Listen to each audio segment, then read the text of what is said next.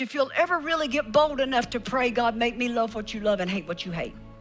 It takes a bold person to pray that. Because I'm going to tell you something, when you start praying it, he'll start doing it. And then all of a sudden, you'll see things in your life that you love that all of a sudden you have to make a choice. Am I going to continue to walk in this or not?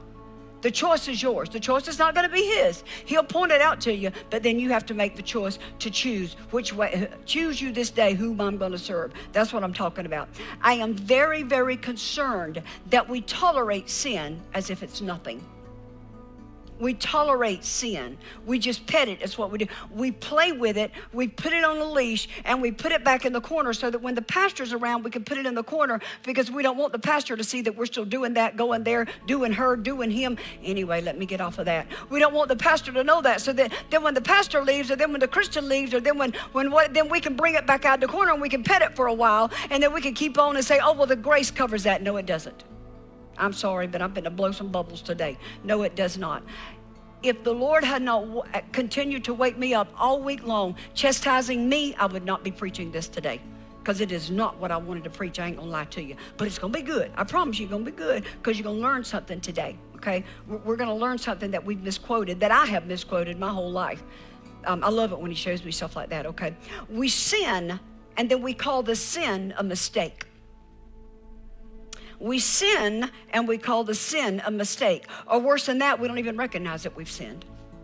We don't even recognize that our deeds are unholy, that our entertainment is unholy, that our habits are unholy, our thoughts are unholy. We don't even recognize it because we've not been in the Word enough and we don't love the Word enough to let the Word show us that's unholy.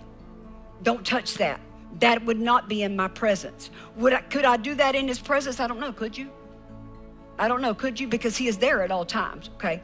We claim that everything is covered by grace. And we like to act like God does not mind a little bit of sin every now and then. He doesn't mind a little bit of this every now and then. I hate to tell you, baby, but He does. He does. The thing is that all of that is a lie. And here's the sad thing, y'all. This is what bothers me so bad, is all of that is a lie, but you learned it from the pulpit. You learned it from the pulpit. I'm throwing the preacher under the bus today, not y'all, okay? Not the sheep, but the shepherd. We learned it by listening to preachers who really do not care about our soul, and what they're telling us is sending us straight to hell. I'm sorry, but there is a heaven to gain and there is a hell to shun. It is a real place.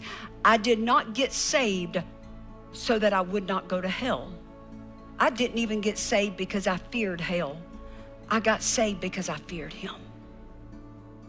I fell in love with Him and I began to fear Him and I began to be in reverence of Him. Now, I'm not talking about a fear like you would fear someone who is angry or mean, because He is not that. He is a good God. If He was not a good God, would none of us be here already? Okay? So trust me, I promise you, I won't beat you up because I'm not like that, but I will preach truth. Okay? Why? Because I want us to learn to hate the things that are destroying our walk. And if you don't hate it, you'll never walk away from it. I had to get to the place that I hated being beaten and raped daily. I had to get to the place that I hated it for me to ever get enough guts about me to walk out of it. And I hated it so bad that I didn't mind walking out with nothing. I walked out with nothing. Nothing but the clothes on my back. I'm talking about that was my house I walked off and left. But I walked off and left my house and 12 acres of land, gave it to Him so that I could get away from Him because I hated it just that much. It doesn't matter how many people told me that it was wrong. Until I hated it, I wouldn't go anywhere. And until you hate sin, you will not leave it. You will not. But you have to learn to see it as the very thing that is standing between you and the God who loved you enough to save you.